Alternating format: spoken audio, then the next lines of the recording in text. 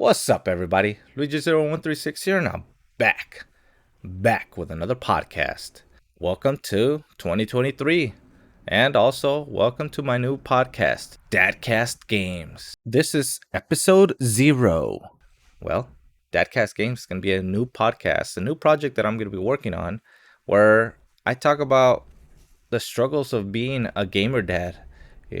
Just a gamer, a dad, and a husband trying to fit in the video gaming world.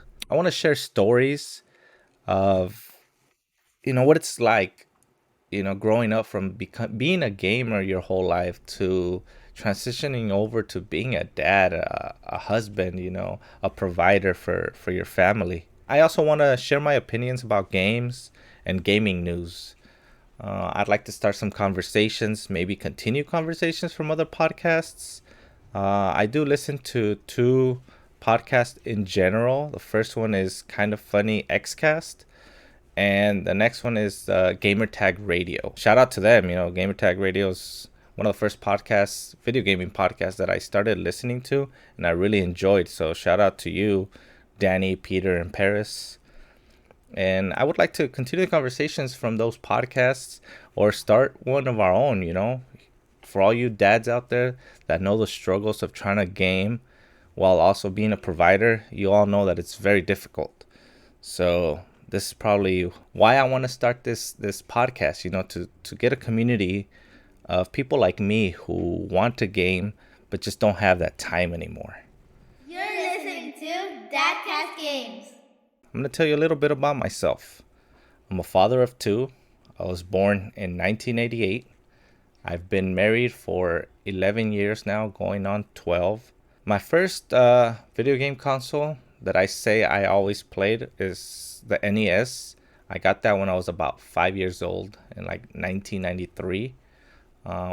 Growing up, I did have an Atari system, but my dad was the one who would game on that.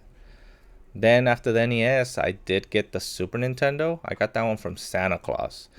So that one was exciting. I remember I got a TV, Street Fighter 2, and I got Return of the Jedi. That's right. Those 2 games, a TV and a Super Nintendo that Christmas. It was freaking awesome, dude. To me, the Super Nintendo has always been my favorite console because that's the one I gamed on, for most of my childhood into my teenage years, because I didn't get another console until the Nintendo GameCube came out, and that was in like 2001. And by that time, I was already like a freshman in high school, I believe. And that one, also the GameCube, I got from Santa Claus. So yeah, that's awesome. My favorite game for the Super Nintendo, I think, has to be The Legend of Zelda: Link to the Past. I'm pretty sure a lot of people are going to agree with me, and a lot of you are probably going to be like, oh, that's overrated. But it is. It's just one of those games that really captivated my attention as a kid. For the Nintendo Entertainment System, though, I think my favorite game has to go to Super Mario Bros. 3. And for the same reason, I played the heck out of that. Like, even now, I played it so much that I know everything.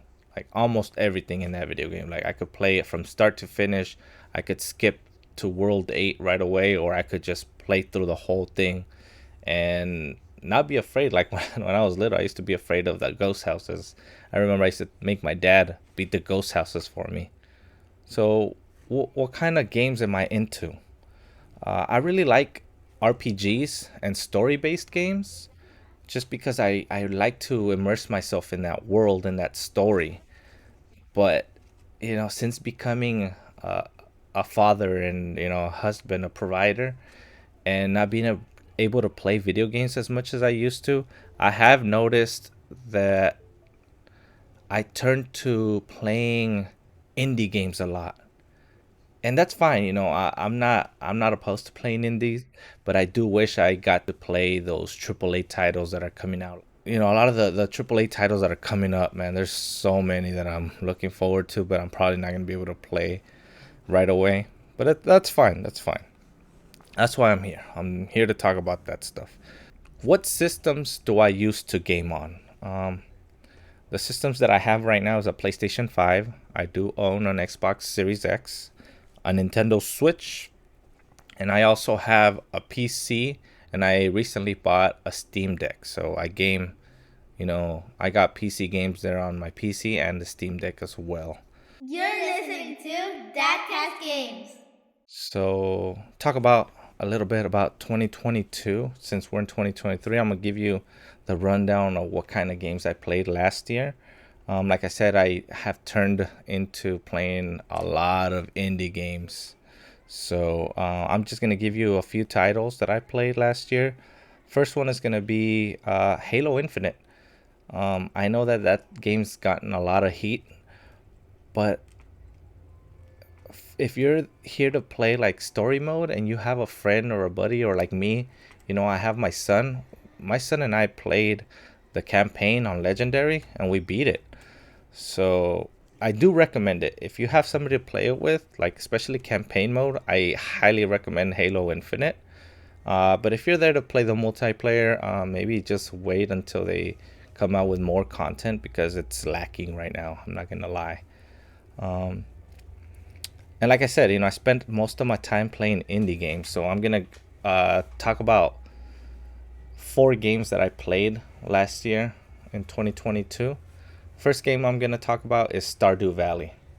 Stardew Valley is a game that I find myself going back to year after year just because it's one of those where I could just pick up and play and not worry about what's going on. Like I go back to an old farm that I played, 3 or 4 years ago, and nothing happens if I just do whatever I do because I don't have to follow a story or whatever. It's just I could grow crops. It's a really cool farming simulator.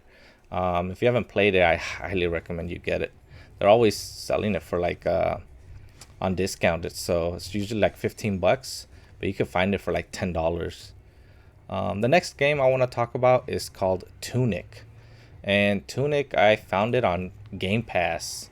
And I found myself playing that game and loving it because it's kind of like a dungeon crawler type game. It does remind me a lot of the 16-bit Legend of Zelda. But instead of playing as a boy, you're playing as like a little fox. So I do highly recommend that one. Next one I played, and this one I played on PC initially, and now I'm playing it on Xbox Game Pass because it's on Game Pass as well. And that one is Vampire Survivors. This is like a roguelike survival game with vampires, and like you're killing bats and stuff. But yeah, I like that game. If like I said, it's one of those games that you just want to pick up and play for like 10 to 20 minutes. Heck, even 30 minutes, go ahead and pick up Vampire Survivors. I really recommend that one. It's a good time waster just to play for a short amount of time. And then the last one that I want to talk about and really highly recommend is called Arrowheart. I really love this game because this truly is like a clone of the Legend of Zelda: Link to the Past. Like the dungeon crawling, the aesthetics of the game, the feeling of the game, it's very reminiscent of A Link to the Past from the Super Nintendo. The game does have little bugs here and there, but it's nothing game breaking. So I do highly recommend this game. Although it is like $35, so that's just a little warning for those of you that don't want to pay that much for a game like this. I think it's worth the money, but if you don't, maybe just wait until there's a sale or something. You're listening to Dadcast Games. And as I've gotten older, I do notice that I buy games, but they stay sealed, and it sucks because I'll buy them and they're just there on my shelf. My wife has gotten into a habit to where if she buys me a video game, or I buy a video game, she has the bad habit of opening the game for me, and it's annoying because as a collector as well, sometimes I'm just like, okay, well, worst case scenario, if I never play the game, it's there in mint condition, still sealed. But no, she wants to come over here and open up the game. I love her for that because, that kind of does push me to go ahead and just play the game. But sometimes I know that I'm not going to get to it because there's so many games that come out.